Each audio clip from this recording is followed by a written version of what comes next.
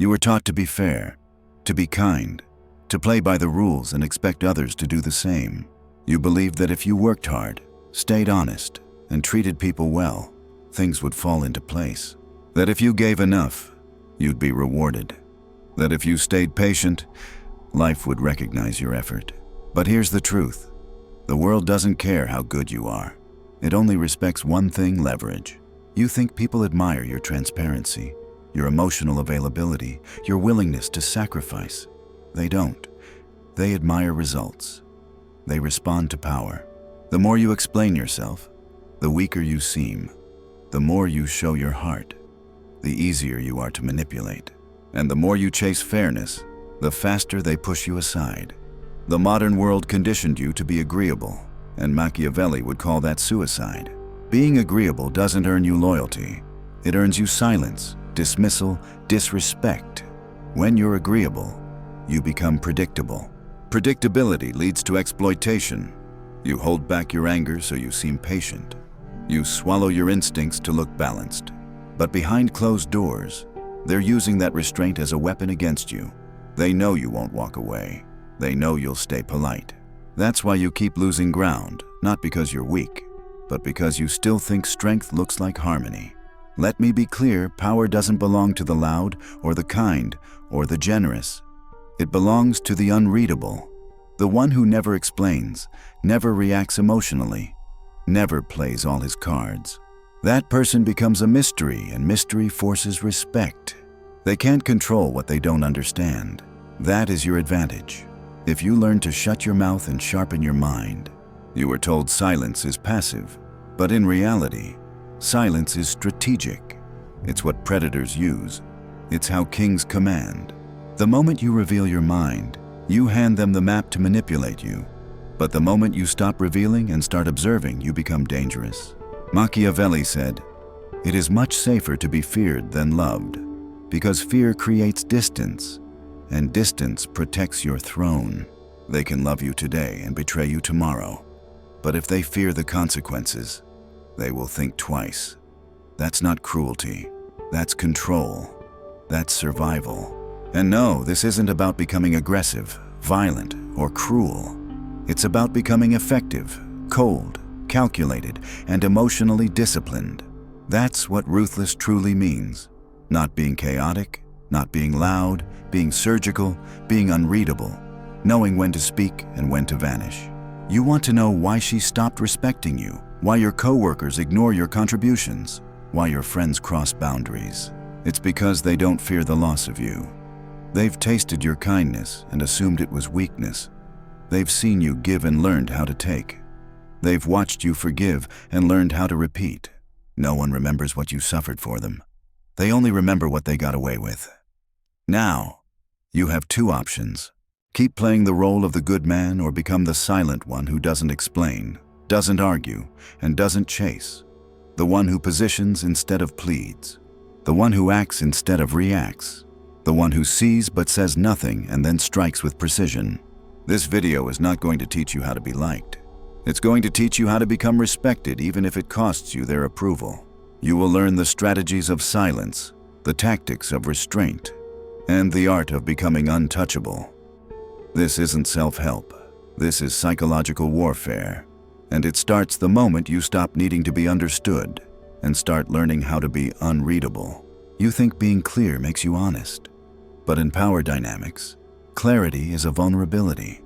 The more people understand you, the more they can calculate you. And once they can calculate you, they can control you.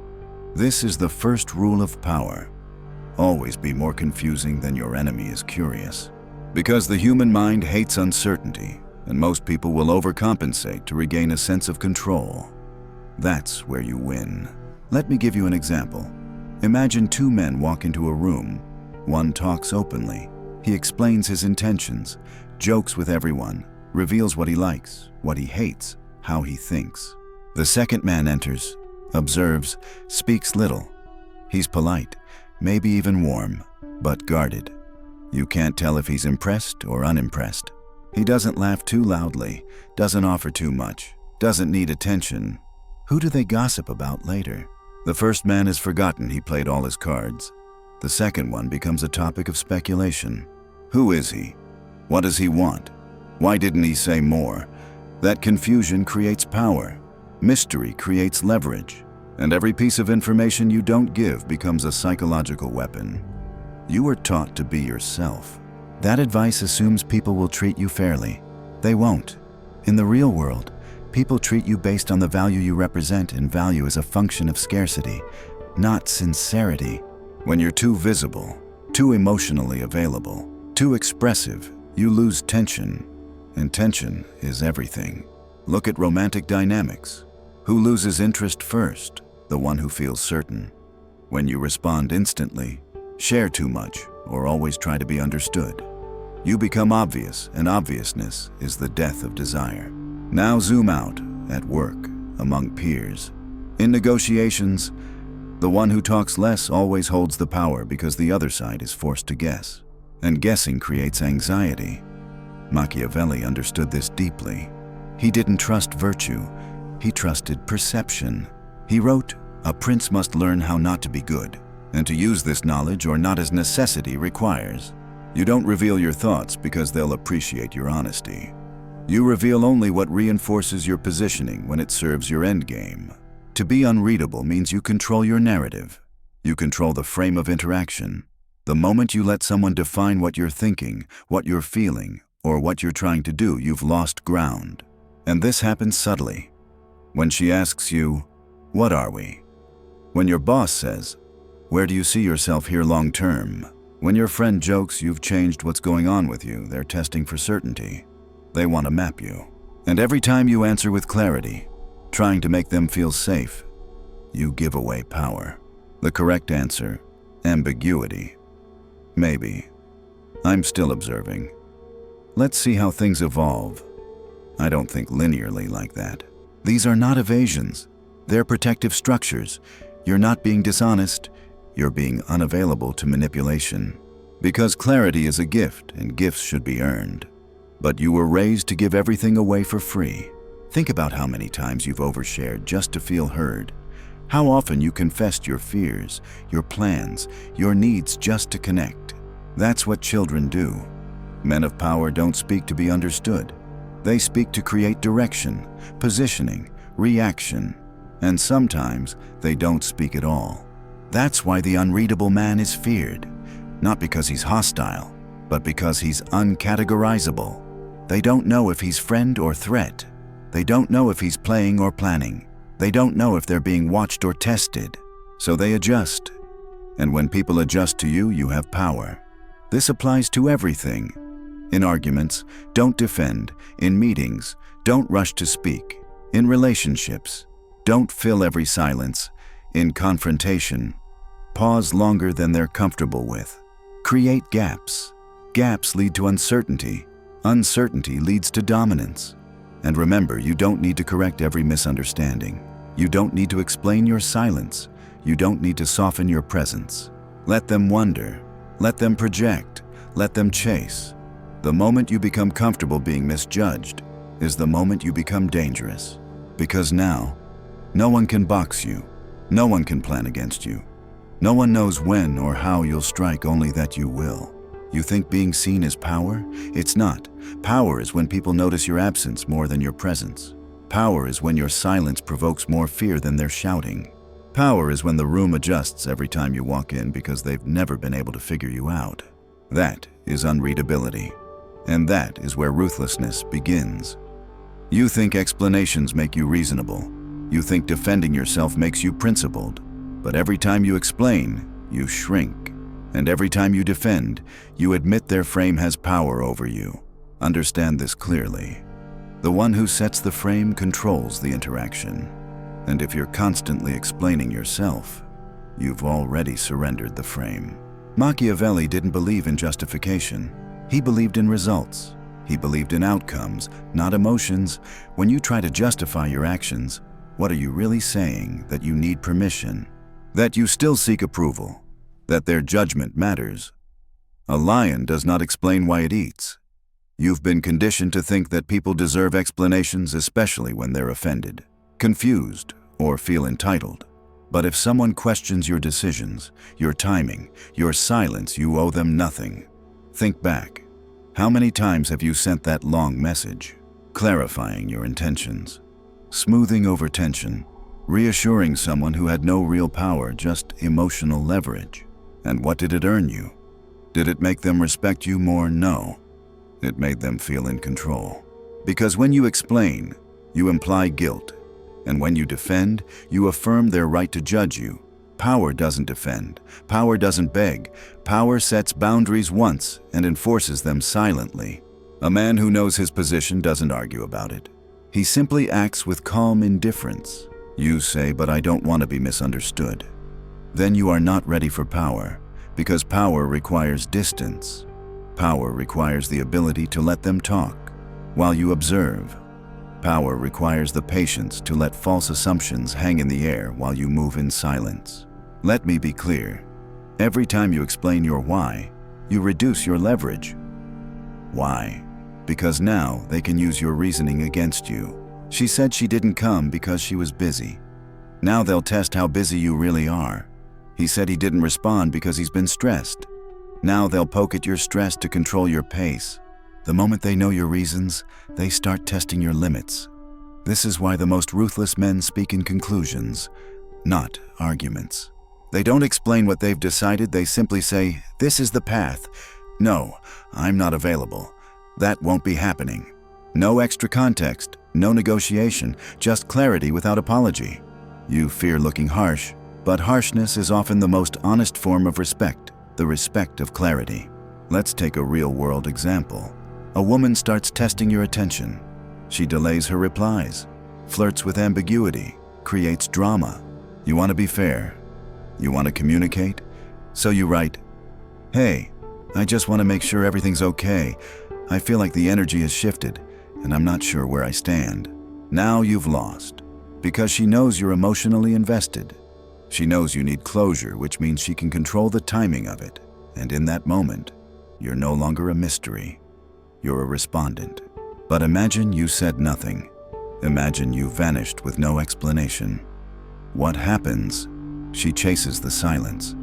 She questions herself. She replays your last interaction. Because now she needs to make sense of it, not you. That's how cold boundaries work. Not through confrontation, through absence. You don't fight noise with more noise. You let silence do the violence. Machiavelli understood that appearances matter more than truths. And the appearance of certainty, of control, of non-reactivity is more powerful than being morally right. In fact, the more right you try to be, the more reactive you become.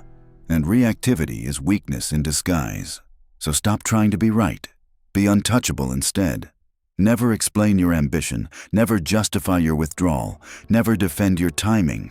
Let people think what they want. Let them draw their false conclusions. Let them misjudge your silence as indifference.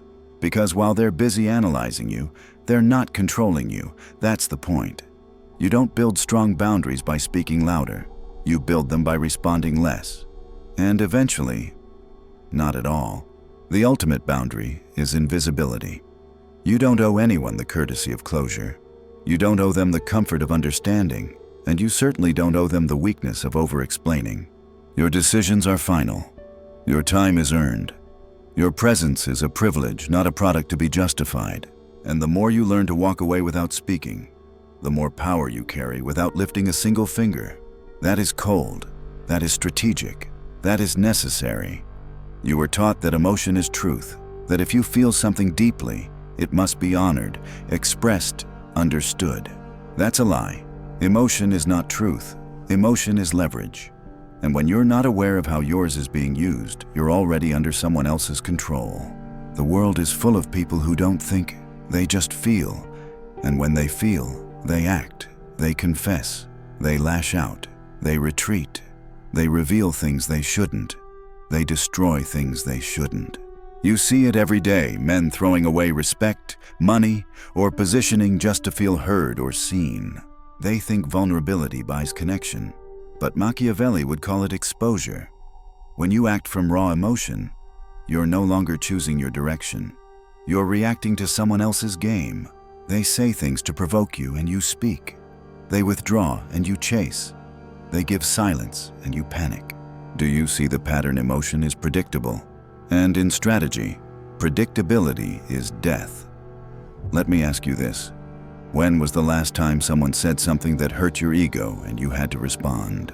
You felt the words land in your chest. You wrote that text. You showed up to explain. You felt desperate to correct how they saw you. You gave them exactly what they wanted: your control. They weren't confused. They were baiting you. Because emotion is the cheapest form of control. It requires no force, just a trigger.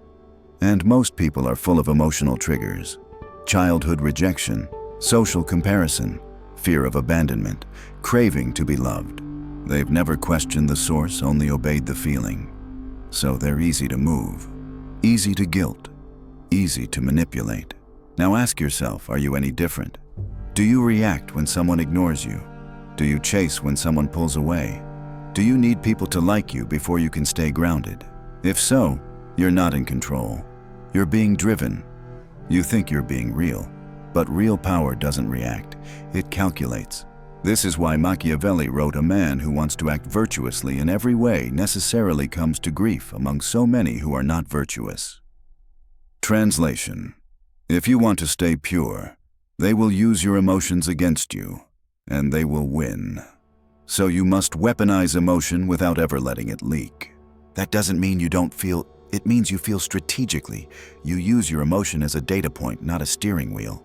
You feel anger, but you don't act angry. You observe it, study it, store it. You ask, why did this get to me? What weakness was touched? You feel disappointment, but you don't confess it. You sit with it. You ask, what expectation did I build? Who trained me to expect fairness? You feel betrayal, but you don't spiral. You breathe. You shift position. You strike with silence or with something they never see coming. This is the level most men never reach. They either suppress their emotions like robots, or they express them like children. But the third path, the ruthless path, is learning to hold your emotion without reacting to it. You become the eye of the storm. Let everyone else lose their mind. Let them text paragraphs. Let them post passive-aggressive stories. Let them raise their voices. You remain still. Because stillness is power. It unsettles people. They expect emotional noise. When they don't get it, they become uncertain. They can't read you. And when they can't read you, they can't use you. You may be boiling inside, but your face gives nothing. Your tone remains even. Your words are measured. They expect the emotional man. Instead, they meet the calculating one. This is why cold presence is feared. Not because it's violent, but because it cannot be moved. Imagine a negotiation. Your opponent is flustered. He needs the deal. He explains his reasoning. He shows urgency. You sit back. You say nothing. You nod once. You adjust your sleeve. You let the silence stretch, and he breaks. He talks more. He drops his price. He chases the deal. Because emotion creates weakness, but the absence of emotion when timed correctly creates dominance. Let me repeat this so you never forget. He who controls his emotions controls others. In dating, in business, in family, in betrayal, in power plays, you don't become ruthless by being cruel. You become ruthless by becoming unmovable. You feel everything, but you move on nothing until the time is right. That's how kings move. That's how power survives. You were raised to be good, to play fair, to be kind, to do the right thing, even when no one's watching. But here's what they didn't tell you. Morality is only respected when you already have power. Without power, your goodness is irrelevant. Worse, it's a liability. You want to believe the world rewards virtue. It doesn't. It rewards outcomes. It rewards leverage. It rewards the one who wins, not the one who obeys invisible rules. Look closely. The most celebrated people in society, CEOs, politicians, military leaders, cultural icons are not good. They are effective. They may adopt the language of goodness, but underneath it, they play a brutal game of positioning, negotiation, and sacrifice. Machiavelli saw this centuries ago. He wrote, "A man who wishes to make a profession of goodness in everything is bound to come to ruin among so many who are not good." That's the trap. If you commit to playing the good man in a world run by power-hungry actors, you are not seen as noble, you're seen as naive. And naive men get used. You say yes when you should say nothing. You forgive when you should walk away. You stay polite while they maneuver around you. And then you wonder why no one respects you. Because goodness without boundaries becomes servitude. They take because you offer. They test because you tolerate. They assume because you never contradict. You've built a prison with your own moral code, a cage made of kindness, and they know you're afraid to step outside it. So they use it. Let me show you how. You're in a situation where someone wrongs you. They cross a line, they lie, manipulate, or betray. But instead of confronting it directly, you hesitate. You don't want to be petty. You don't want to lower yourself, so you say nothing. You let it slide. Now you've taught them something, that your morals are louder than your self-respect. They will repeat it. They will escalate. And you will shrink again, all in the name of being better. But power doesn't care if you're better. It only cares if you're dangerous. You're not feared because your goodness is predictable. And predictability is a map to your defeat. So what's the alternative? Be evil? No. Be selectively moral. Be tactically ethical. Be dangerous with discipline. You uphold your principles. When they serve your position, you show mercy. When it strengthens your power, you offer kindness. When it reinforces your image of control, never before.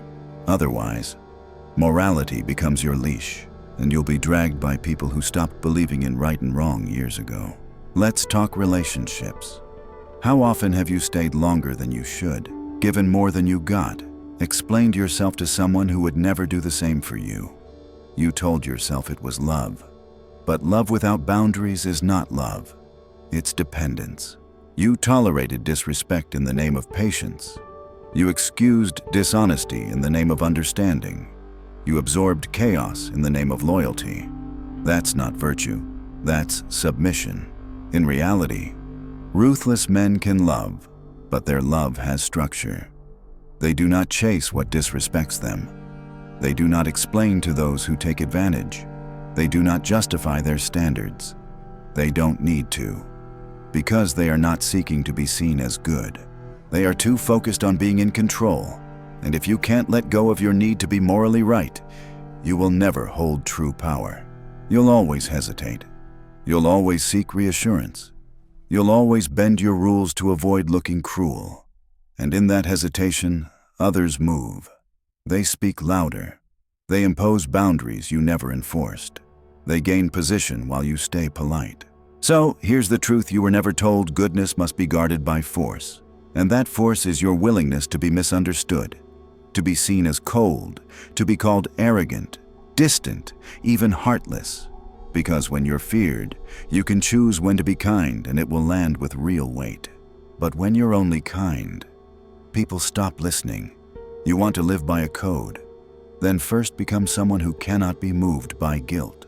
You want to lead with principle. Then first become someone who can say no without a second thought.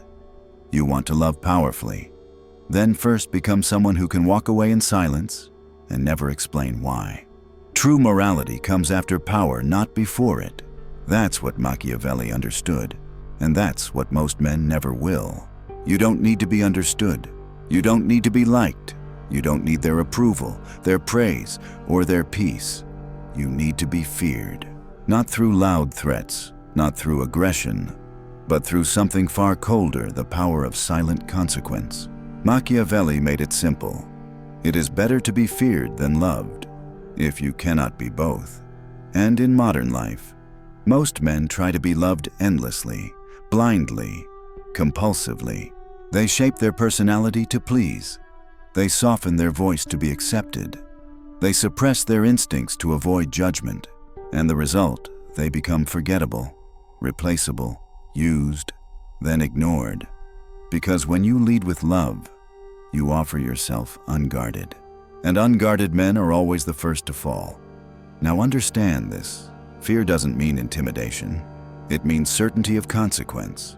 To be feared means they know without discussion that if they cross a line, they won't get a second chance. It means they know you won't argue. You won't defend. You'll simply disappear, or strike back so cleanly that it leaves no room for questions. The feared man doesn't yell, he doesn't react, he doesn't threaten. He makes a decision and executes it without delay or emotion. And that terrifies people more than rage ever could, because rage is predictable. But silence is unknown. And the unknown is what makes people second-guess their own moves. Let's talk about the real-world mechanics of this. At work, you don't need to argue your worth. You let your performance speak, but if they undervalue you, you exit without drama. And the vacuum you leave behind becomes your loudest statement. In relationships, you don't fight to be loved. You don't beg for consistency. You set your expectations clearly once. If they are violated, you leave and never explain why. Among friends and family, you don't correct disrespect with emotional appeals. You correct it with distance. And when they ask what's wrong, you say, nothing at all. Because by the time they realize what they lost, it's too late. This is not about revenge. It's about position. And the most untouchable position is when your silence carries more weight than their apologies. Most men try to signal power through words, but real power is wordless. It's found in how quickly you remove access, in how calmly you enforce distance, in how little you need to be understood. They should never know how far you'll go. They should never know what you're thinking. They should only know this once you're done. You're gone, and nothing can bring you back. This is what creates silent fear. And silent fear breeds respect, the only kind that lasts. Because people don't respect the man who forgives everything. They exploit him. They don't respect the man who justifies every reaction. They manipulate him. They don't respect the man who always talks things through. They learn how to control the narrative, but they respect the man who watches and doesn't respond, who acts once cleanly, ruthlessly, and never looks back. He doesn't need drama. He doesn't need performance. He doesn't need them. That's why he's feared, because he's free. And freedom in this world is terrifying, because most people are slaves to opinion, slaves to attention, slaves to emotion, obligation, guilt. But you walk away. That's the ultimate dominance. You don't need to raise your voice. You just leave them wondering. You let absence become the punishment. You let mystery become the pressure. You let your silence echo louder than any words ever could. In the end, being feared is not about violence or cruelty. It's about presence. A presence that cannot be bent. A presence that cannot be manipulated. A presence that reminds everyone around you you are not to be played with. Because once you've seen through the illusion of being loved at all costs, once you've felt the power of silence, once you've stopped needing to be explained or forgiven or liked, you become something else. You become a shadow, a storm they don't see coming, a man who leaves no room for games, and that is what makes you untouchable.